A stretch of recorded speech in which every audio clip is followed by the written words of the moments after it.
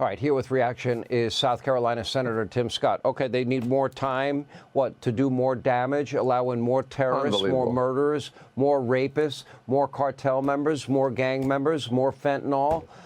They didn't do enough damage. More time for more damage? No, thank you. Goodbye. Don't let the door hit you in the ass on the way out. Sorry, that's how I feel. Amen. Bottom line is that. Listen, we have sleeper cells in our country. I'm confident of that because Mayorkas did not do his job. If he thought he didn't have the ability to do his job, he should have resigned. Who wants to oversee the greatest invasion in America through the southern border in our history? No one. If he didn't like what was going on there, he should have spoken up by resigning. Bring attention to the failure of your boss. Bring attention to the failure of Kamala Harris, the czar of the border. Bring attention to the challenges in vulnerable communities in this country by resigning from that job. He didn't do that. Now, to save face, he's pointing his finger. Well, let's just say this.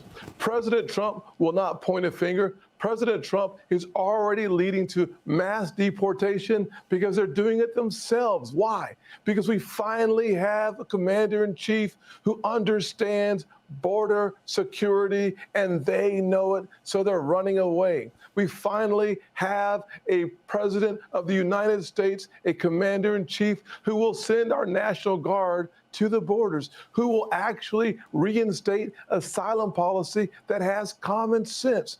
Thank God for all of America. It's a new day.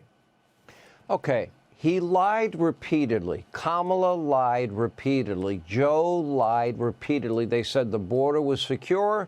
They said the border was closed. We have, 14 million unvetted Harris, Biden, Mayorkas illegals in the country. Known terrorists, murderers, rapists, cartel members, gang members. Okay. How are we going to find these people? And what are the odds that the terrorists in this country, we know they're here, we don't know where they are. What are the odds they're plotting, they're planning, they're scheming another 9/11 attack on our country? And what are the odds that they're probably going to be successful at some point? Well, the odds are that they are indeed planning, Sean. You get it right so often. They are absolutely, positively, unequivocally planning right now. The good news is, and hear me, every single Republican in the Senate, you need to vote for every single Trump nominee.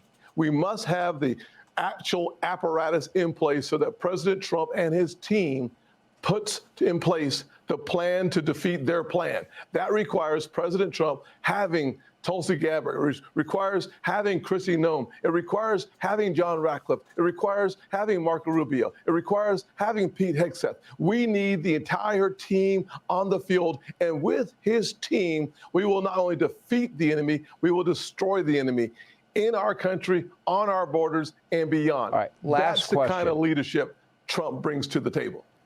Are you confident these nominees will all get through? They better.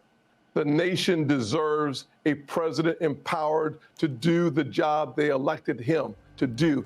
That requires his team everywhere right now. Let's get it done.